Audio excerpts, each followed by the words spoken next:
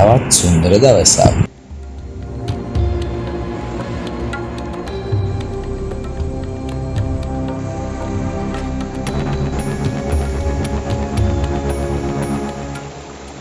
හරිත වන වේලකින් වසන යුද්ධ වනාන්තරයක සුවය සොයමින් ඇදෙන දෙදෙනෙක්.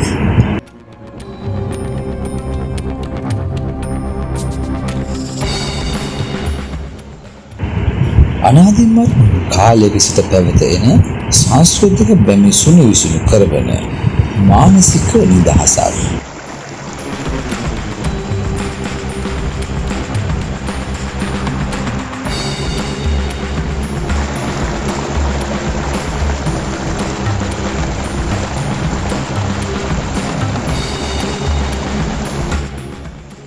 එයයි සබඳාමය ආශ්චර්යය.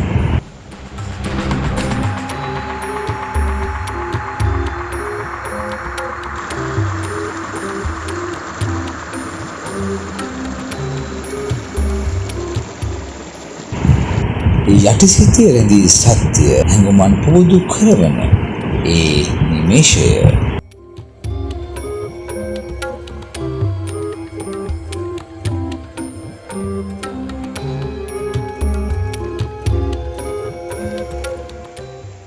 අවදි කරවයි සියලු හැඟුමන්.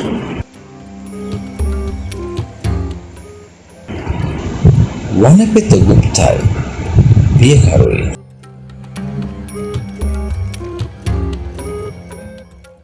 නෑ සුන්දරයි. සිතුවිලි අවදි කරවයි. දැනුමෙමු අපි අපේම ලෝකයක මේ වන වෙන සුසහසේ.